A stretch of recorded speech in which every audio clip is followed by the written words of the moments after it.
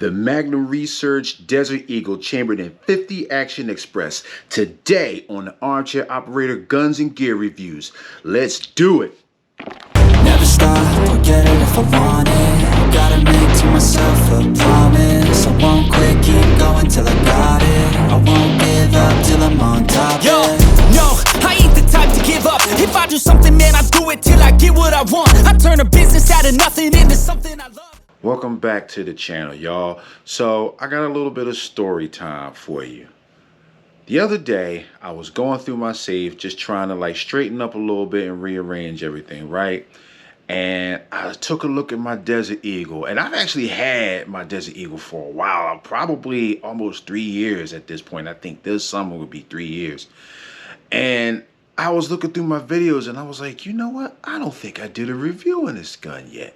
So that's what we're going to do today. We're going to do a review on the Desert Eagle chambered in 50 Action Express. I don't know if y'all can see that, but this is what we're talking about today. But first and foremost, let me just verify clear real quick. As you can see, chamber is empty, magazine is empty, the gun is empty, and we are filming in a safe and controlled environment. So, the Desert Eagle. It's one of those guns that even if you're not really in the firearms or in the 2A space or whatever, you've probably either seen or heard of this thing somewhere in pop culture.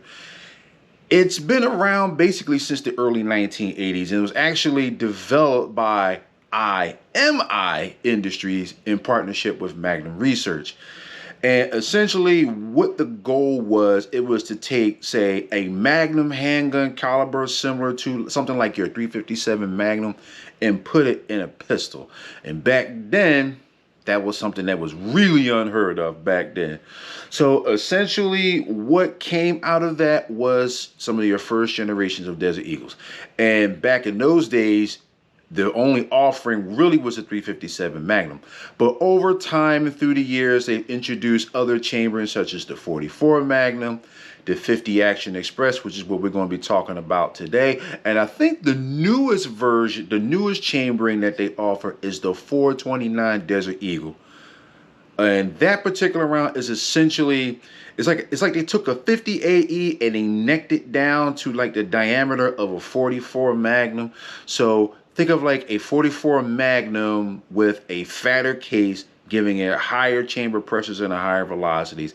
I haven't shot that particular one myself, but I hear that thing is spicy. What did they say? It's a spicy meatball. But anyway, I don't talk like that. But anyway, you get the idea. So back to this particular firearm right here. So this particular gun, this is the Mark 19 Desert Eagle. So let's just go through the specs really quick, and we're going to talk about it so that way as I'm explaining certain things to you during the course of the review, it'll make sense. So like I said, this is the Mark 19. It has a 6-inch barrel. As you can see, this particular model has built-in ports within the barrel. Now here's the interesting thing about the Desert Eagle. This particular piece right here is the actual barrel itself. Makes sense, right? This particular component is the slide.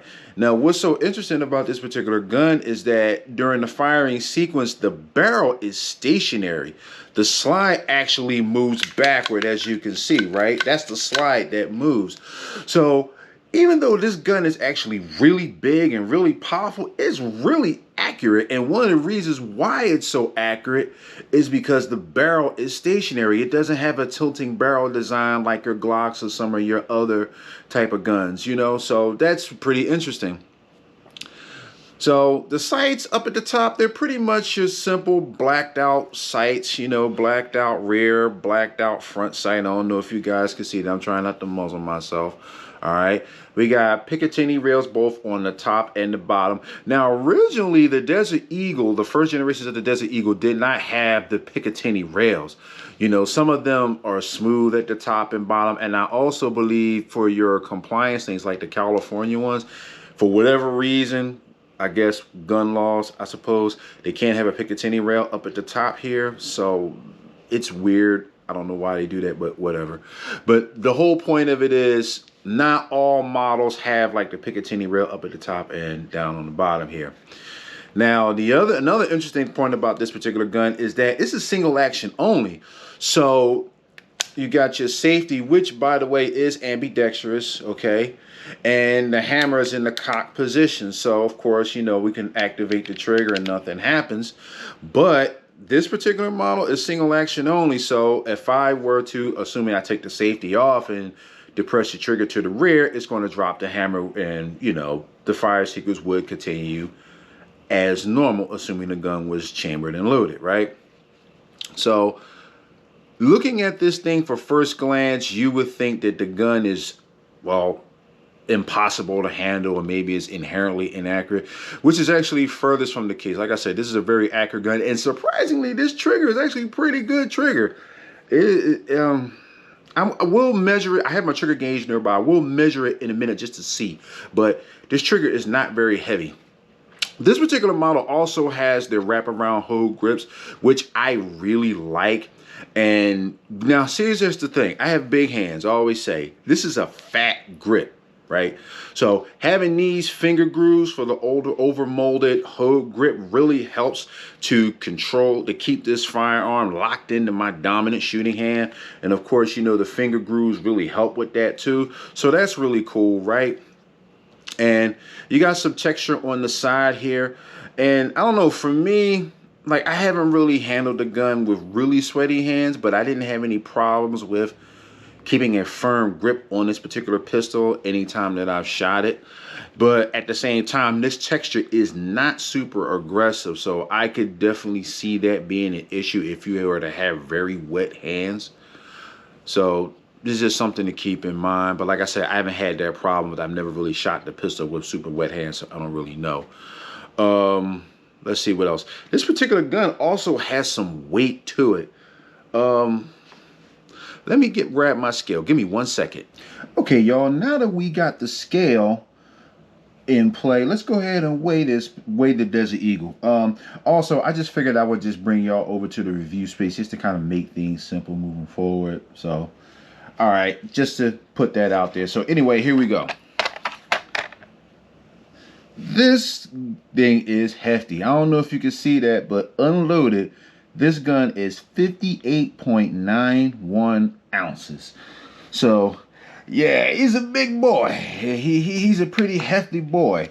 But at the same token, when you're talking about the 50 Action Express round, it has to be a pretty hefty gun in order to really tame that recoil. That being said, I don't think that this would be anything that you would want to necessarily conceal carry. Personally, I wouldn't, but I would not be at all surprised if some people do that. If whatever floats your boat, rock out. That's what I always say. But it's a heavy gun for sure. So let's check the trigger gauge. So I got my trigger gauge, my little Wheeler trigger gauge, in case anybody wanted to know. And I'm going to verify clear once again, even though we did it already. I'm going to take that magazine out, and we verified it's clear and it's cocked. So let's check. Let's see what let's do it like this. Let's do it like this. Let's see what we get. All right, so we're looking at around 5 pounds. I don't know if the camera's picking that up, but it's just before the 5 pound mark. Okay, I'm going to do that again real quick just to see.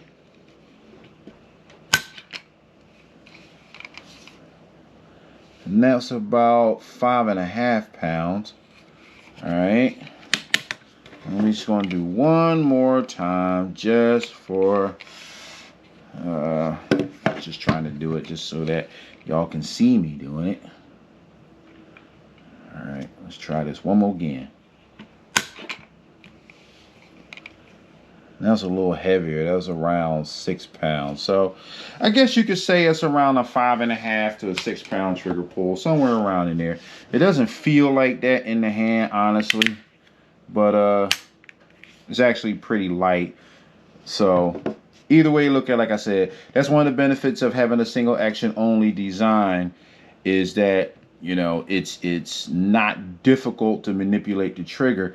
And as we all know, trigger manipulation goes a long way in keeping the muzzle stationary right before you fire the gun. So that's a big deal. But anyway, moving right along. So when you get the Desert Eagle, it actually comes in the infamous sock, okay? And also it comes in a nice hard box.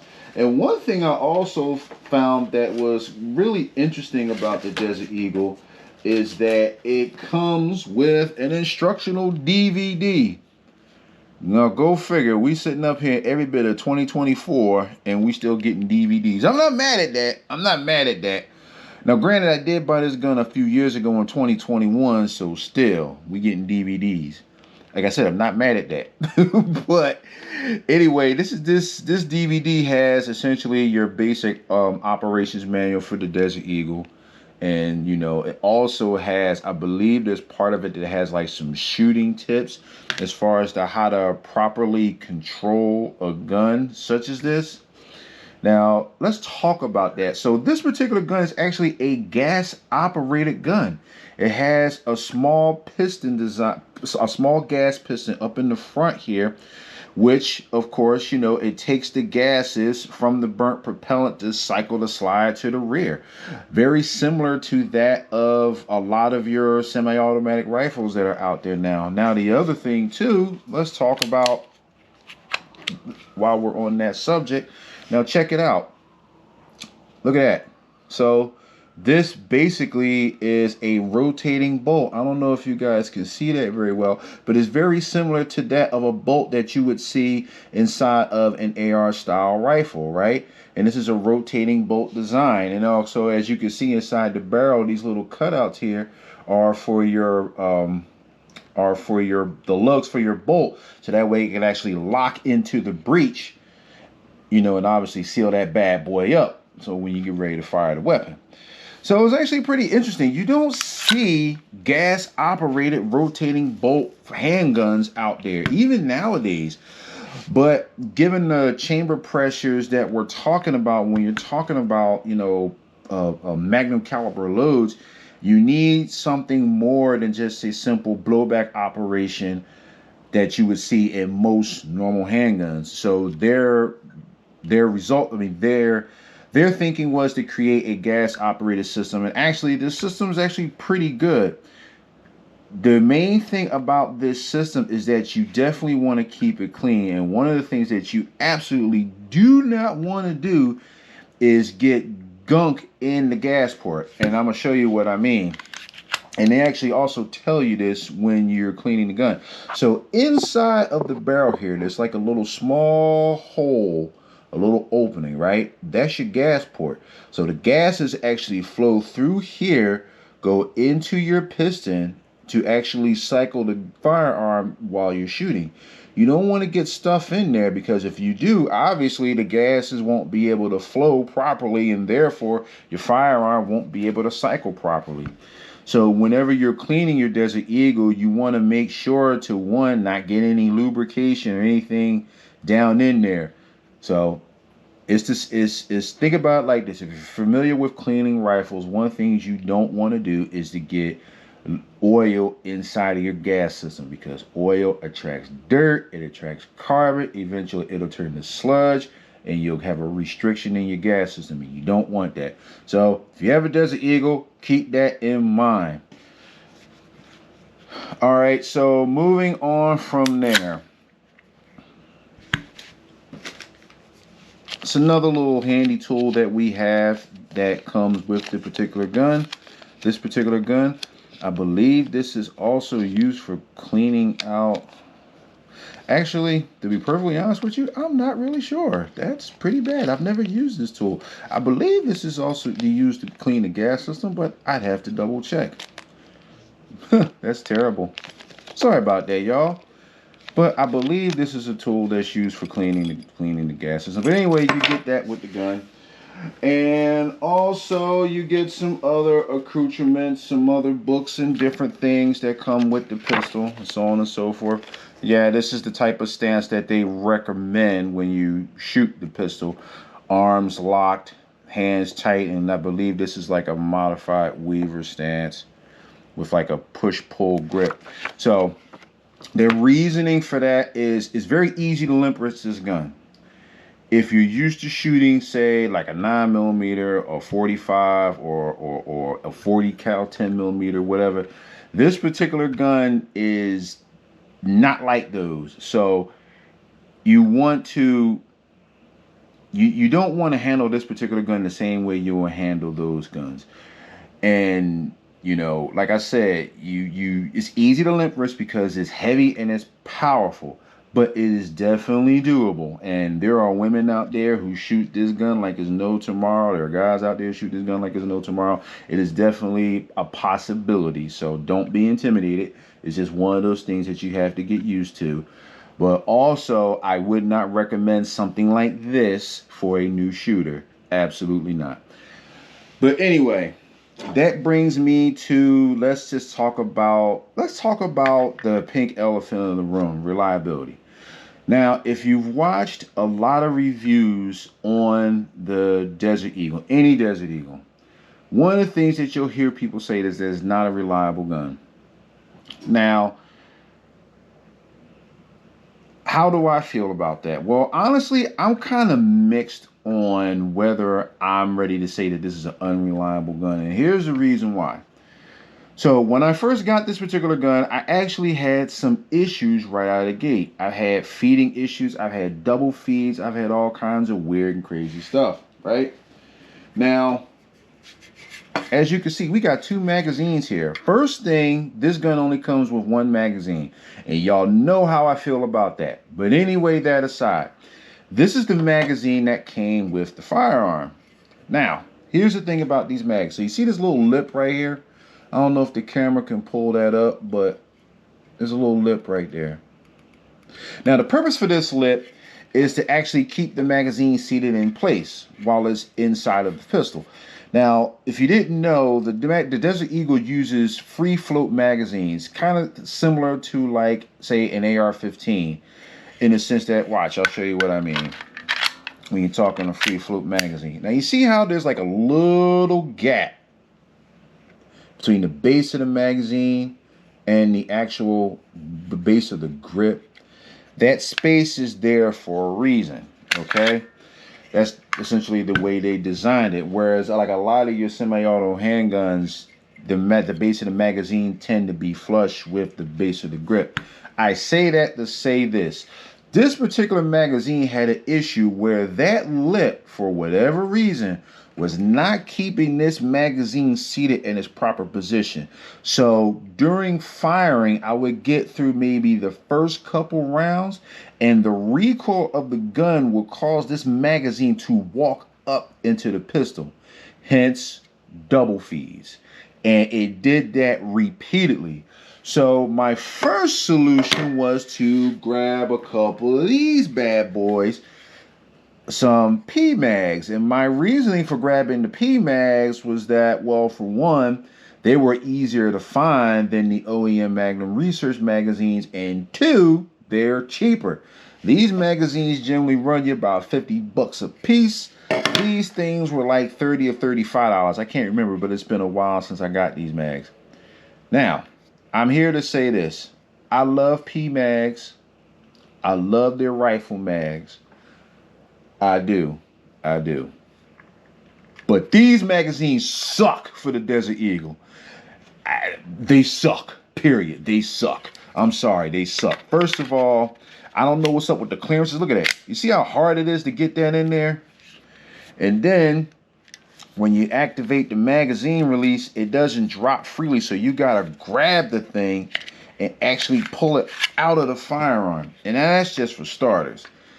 The other thing is I've had feeding issues with these magazines, and I've even went as far as to take them apart, look at the springs, look at everything. One of the magazines, I had to shave some of the polymer off the side of the follower here because it would actually, when I would load it up, it would bind up and sit down in there like this inside of the magazine body, and it wouldn't move. So I went and I did all that, and I actually got it to move. Matter of fact, this might have been one of them, to be honest with you, that I had to do that. But I got it to the point where it would move, but I still had problems. So I said, you know what? Let me go source some OEM magazine. Now, this is an OEM Magnum Research magazine, and I actually have a couple of these. And I'm going to say this. Since I started using the OEM Magnum Research magazines, I have not had any feeding issues out of this pistol whatsoever. And then it's going on a few years now since I did that. So I say that to say this. These particular pistols are, first of all, they're very magazine sensitive, okay? Even the slightest issue with your magazine is going to cause an issue. Now, you can pretty much probably say that with a lot of your semi-auto handguns, but the Desert Eagle specifically. Now, me personally, if it were up to me, I wouldn't go with the free float design, or if I were to go with the free float design, I would make it so that it could still be free floated, but there would be something more substantial than that little notch on the back of the magazine to keep the magazine seated in the correct position, especially for a gun that fires a powerful cartridge. But again, I'm not an engineer. The engineers had their reasons for doing what they did. But I say all that to say this. Like I said, this particular Desert Eagle has been reliable for me ever since I bought the OEM magazines. Now, let's talk about handling the pistol on the range. How did the pistol handle for me on the range? Well, I'm gonna include a little bit of shooting footage just so you can see. So the main thing with this pistol for me is having a proper shooting grip. Now, granted, yes, I'm a pretty large guy, okay? So that helps me out an awful lot. But a solid grip is important to control this pistol reliably.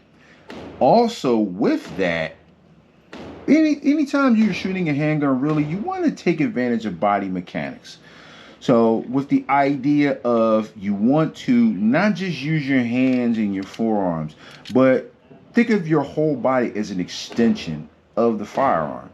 So you got shoulders, you got elbows, you have a back, you have all of these different things. So there's a particular way that I hold my Desert Eagle when I'm shooting it on the range. Kind of like if I'm shooting, say, like a 10mm, whatever the case may be, as you can pretty much see in the shooting footage. I don't really have any issues with that. And the biggest key is, for me anyway, is the shooting grip. Having it locked in here, so that way the grip of the gun really doesn't have anywhere to go as it's reciprocating. So I just have like a nice normal stance, and then I kind of tense up this particular part of my hand just to give it like a good hard stop. So that way when I'm pushing into my support hand and I crack that shot loose, that pistol doesn't have anywhere to go. It just reciprocates and comes back. That's the best way I can explain it without actually showing you in more detail on the range. But the whole point of it is this gun it's controllable. The recoil, it can get a bit harsh. Don't get me wrong. It's not something that I personally would say I would mag dump like 200, 300, 400 rounds in a range session, even if I could afford that much ammo at one particular time. But the point is, it's controllable. Now, if you don't want to go full on 50 Action Express, you could get the 357 Magnum, and that is a much lighter recoiling round, especially for most people. Speaking of that, one unique feature of the Desert Eagle is that you can do caliber conversions. And basically how that works is like, say, for example, here we have the 50 Action Express.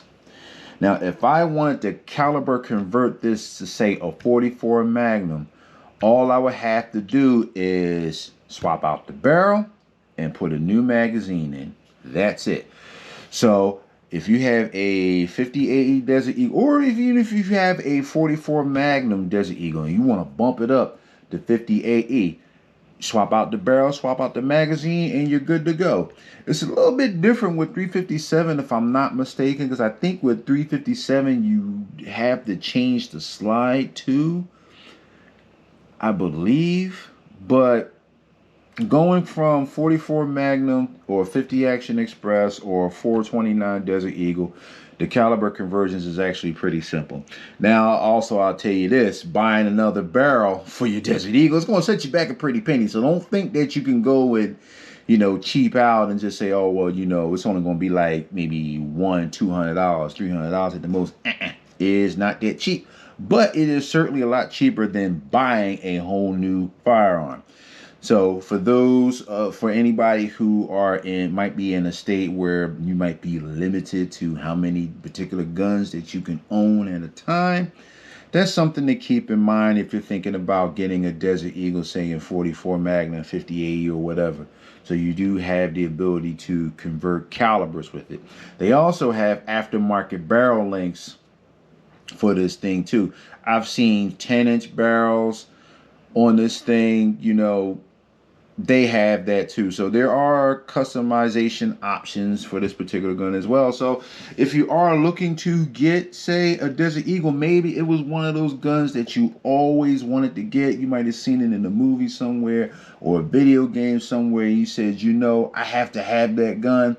Then just know that there are options for you out there, like as far as which caliber you want to go with, which accessories and different things you want to go with. They have a lot of different type of finishes that this gun comes in. This particular one is the stainless steel top with it's the bitone. It's a stainless steel top with the aluminum frame.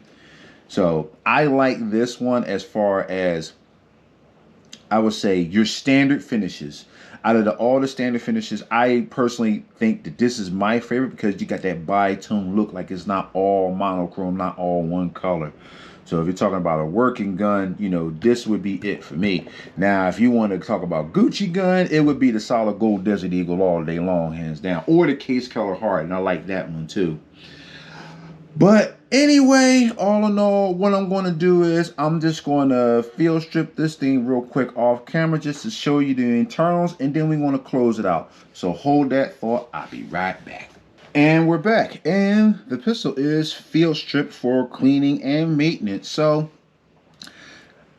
in order to comply with YouTube guidelines, I can't show you the full disassembly, but just suffice to say, the takedown lever is right here. It's just a little small button here that you push in, rotate it down, and the thing just pops loose. The barrel pops loose. You remove that, you remove the slide, and you're good to go. So that's the frame of the gun.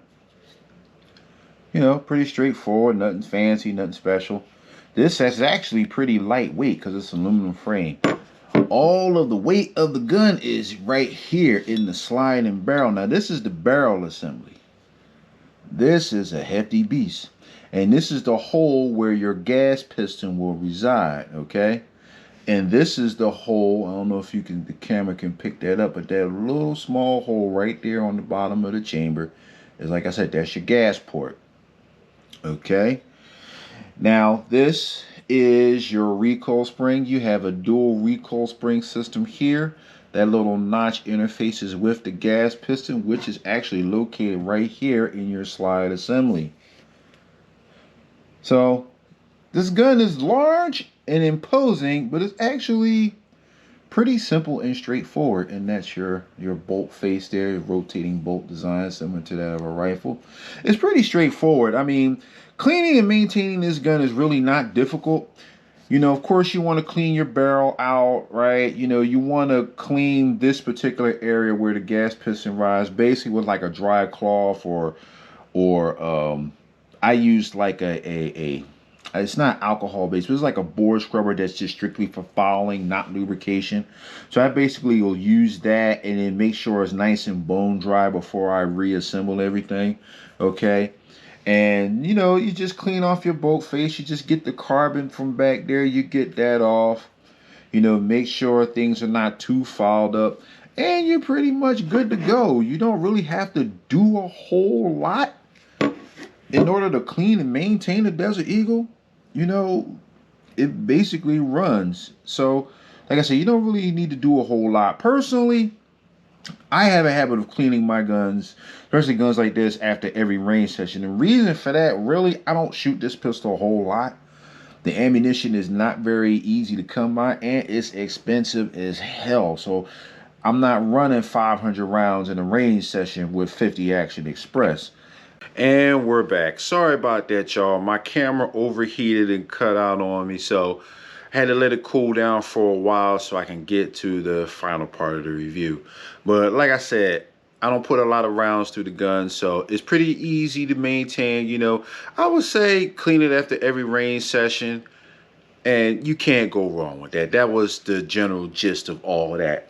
But anyway, before we go, I just want to show y'all something right quick. So let's compare calibers, right? So this is your standard 9mm round, okay? This is what we're all familiar with, right? This is 50 Action Express. Look at the size of this joker compared to the 9mm. I don't know if y'all can see that, but that is crazy. This is a, I believe, 124 grain Spirit Gold Dot round. Might be a 115 grain. Something, one of the two, 115 grain or 124 grain. This is a 325 grain flat nose, jacketed flat nose by Underwood Ammo. So you can see the difference. 115 or 124 grain, 325 grain. Big deal. I call this the fat cockroach for a reason, because boy, thick. T-H-I-C-C. But anyway, all in all, it's definitely one of those guns that I feel like every gun owner should have in their collection. It's a fun gun to shoot. It's a pricey gun to shoot. It's definitely not recommended for new shooters. But all in all, the recoil is not crazy. It is manageable. You can definitely do it. All it does, it takes the right technique and just recruit more areas of your body, and you can handle a 50 Action Express like it ain't nothing. But anyway, y'all, I hope y'all enjoyed the slightly new format that I'm trying with my videos, you know, moving forward. If you like today's video, let me know by smashing that like button, leaving me a comment down in the comment section. Tell me what you think. Do you have any experience with Magnum Research pistols, Desert Eagles? Do you have a Desert Eagle? Which one do you have? Let me know down in them comments, y'all. Oh, and another thing. Would you use something like this as your EDC? Would you use it as like a bear gun, a backpack gun? Let me know down in the comments section if you feel as though that you would use a Desert Eagle in any caliber for any real practical application like home defense, hunting, or whatever. But anyway, y'all, I'm going to end it here, especially before my camera gets cranky on me once again. Thank you so much for taking the time to stop by and watch this video. Thank you for subscribing. Thank you for everything that you do. All right, y'all. This is your boy, your big homie, and I'm out, man. Peace.